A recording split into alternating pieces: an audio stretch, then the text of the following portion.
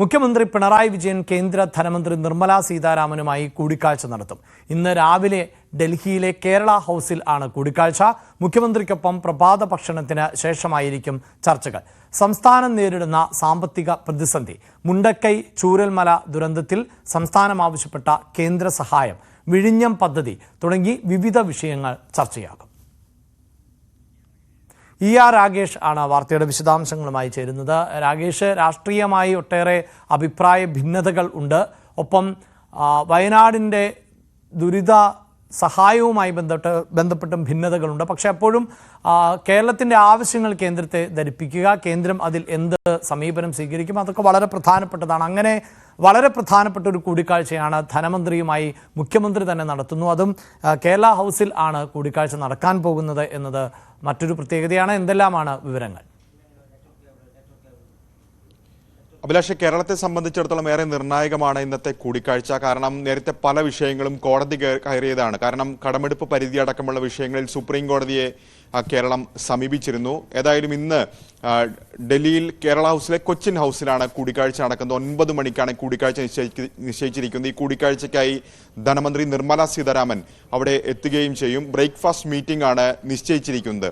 ഏതായാലും കേരളം ആവശ്യപ്പെടുന്ന പ്രധാനപ്പെട്ട കാര്യം ഒന്ന് വയനാട് പുനരധിവാസം തന്നെയായിരിക്കും ഇന്നത്തെ ചർച്ചകളുടെ ഏറ്റവും പ്രധാനപ്പെട്ട വിഷയം. കാരണം കേരളം സാമ്പത്തിക സഹായം, പ്രത്യേകിച്ച് ഒരു പാക്കേജാണ് ആവശ്യപ്പെട്ടിരുന്നത്. പക്ഷേ അനുവദിച്ചത് വായ്പയാണ്. അത് 530 കോടി രൂപയാണ് അനുവദിച്ചത്. അതാകട്ടെ മാർച്ച് അവസാനത്തിനകം തന്നെ വിനിയോഗിക്കണം എന്ന നിബന്ധന കേന്ദ്രം നിഷ്കർഷിച്ചിരുന്നു. അതുകൊണ്ട് തന്നെ ഈ വിഷയത്തിൽ അത് നീട്ടി നൽകണം എന്നൊരാവശ്യം മുന്നോട്ട് വയ്ക്കും കേരളം. കാരണം ഫെബ്രുവരി 14-നാണ് അത്തരമൊരു വായ്പ അനുവദിക്കപ്പെടുന്നത്. അപ്പോൾ 44 ദിവസത്തിനകം തന്നെ 530 കോടിയോളം രൂപ വിനിയോഗിക്കുക എന്ന് പറയുന്നത് അപ്രായോഗികമാണ്. അക്കാര്യം മുഖ്യമന്ത്രി ധനമന്ത്രിയുടെ ശ്രദ്ധയിൽപ്പെടുത്തും. മാത്രവുമല്ല, വയനാട് പുനരധിവാസത്തെ ഇതുവരെ സ്വീകരിച്ച നടപടികൾ മുഖ്യമന്ത്രി അറിയിക്കും. കൂടാതെ മുണ്ടക്കൈയിലും ചൂരൽമലയിലും പുനരധിവാസത്തിന് കൂടുതൽ സഹായം ആവശ്യമുണ്ട്. അപ്പോൾ കൂടുതൽ ധനസഹായം അനുവദിക്കണമെന്ന അഭ്യർത്ഥനയും കേരളം മുന്നോട്ട് വെക്കാനുള്ള സാധ്യതയുണ്ട്. ഇതുകൂടാതെ മറ്റു പല വികസന പദ്ധതികളും നിലവിൽ മുന്നിലുണ്ടോ. അത് കേരളയിലാകട്ടെ, ഒപ്പം തന്നെ വിഴിഞ്ഞം പദ്ധതിയാകട്ടെ, അങ്ങനെ പല വിഷയങ്ങളും മുന്നിലുണ്ട്. വിഴിഞ്ഞം പദ്ധതിയുടെ 2ഉം 3ഉം ഘട്ടത്തിനുള്ള അനുമതി, പാരിസ്ഥിതിക അനുമതി കഴിഞ്ഞ ദിവസം കേന്ദ്ര സർക്കാർ നൽകിയിരുന്നു. വനം പരിസ്ഥിതി മന്ത്രാലയത്തിന് അനുമതി ലഭിച്ചിരുന്നു. അപ്പോൾ ഈ 2ഉം 3ഉം 4ഉം ഘട്ടങ്ങളുടെ വികസന പദ്ധതികൾക്ക് ഏതാണ്ട് 10,000 കോടി രൂപ ആവശ്യമായി വരും. അപ്പോൾ അക്കാര്യത്തിൽ കേന്ദ്ര സഹായം കൂടി ലഭിക്കേണ്ടതുണ്ട്. അതുകൊണ്ട് തന്നെ വിഴിഞ്ഞം ഇന്നത്തെ കൂടിക്കാഴ്ചയിൽ ഒരു പ്രധാനപ്പെട്ട വിഷയമായി മാറും. മാത്രമല്ല, വയബിലിറ്റി ഗ്യാപ്പ് ഫണ്ട് നേരത്തെ വായ്പയാക്കി മാറ്റിയിരുന്നു കേന്ദ്ര സർക്കാർ. അങ്ങനെ വരുമ്പോൾ ആ പണം തിരിച്ചടയ്ക്കേണ്ടതുണ്ട്. തിരിച്ചടയ്ക്കുകയാണെങ്കിൽ അത് ഏതാണ്ട് 12,000 കോടി രൂപയായി വരികയും ചെയ്യും. അപ്പോൾ ആ പണം അത് ഒഴിവാക്കണം, ആ നിബന്ധന വ്യവസ്ഥ ഒഴിവാക്കണം എന്ന് ആവശ്യപ്പെട്ടുകൊണ്ട് നേരത്തെ തന്നെ ധനമന്ത്രിക്ക് മുഖ്യമന്ത്രി കത്തയച്ചതാണ്. ഇന്നിപ്പോൾ ഈ കൂടിക്കാഴ്ച നടക്കുമ്പോൾ ഏതായാലും ആ വിഷയം കൂടി പരിഗണിക്കപ്പെടും. ഏറ്റവും പ്രധാനപ്പെട്ട മറ്റൊരു വിഷയം ആശാ വർക്കർമാരുടെ സമരമാണ്. കാരണം അത് ദേശീയ തലത്തിൽ തന്നെ ശ്രദ്ധ ആകർഷിച്ചാണ്. പാർലമെന്റിലടക്കം തന്നെ ഈ വിഷയം ചർച്ചയ്ക്ക് വന്നതാണ്.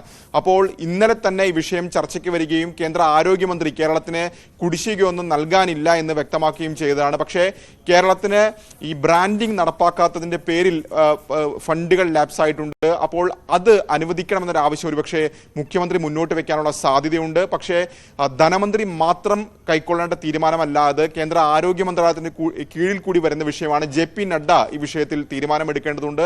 അതുകൊണ്ട് തന്നെ ധനമന്ത്രി ഏതെങ്കിലും തരത്തിലുള്ള ഉറപ്പ് നൽകുമെന്ന കാര്യത്തിൽ വ്യക്തതയില്ല. ഏതായാലും 9 മണിക്കാണ് കേരള ഹൗസിലെ കൊച്ചിൻ ഹൗസിൽ കൂടിക്കാഴ്ച നിശ്ചയിച്ചിരിക്കുന്നത്. എന്തായാലും അഭിപ്രായ വ്യത്യാസങ്ങൾ പലതുണ്ടെങ്കിലും ഈ കൂടിക്കാഴ്ച ഈ സൂചിപ്പിക്കുന്ന പോലെ വളരെ പ്രധാനപ്പെട്ടതാണ്.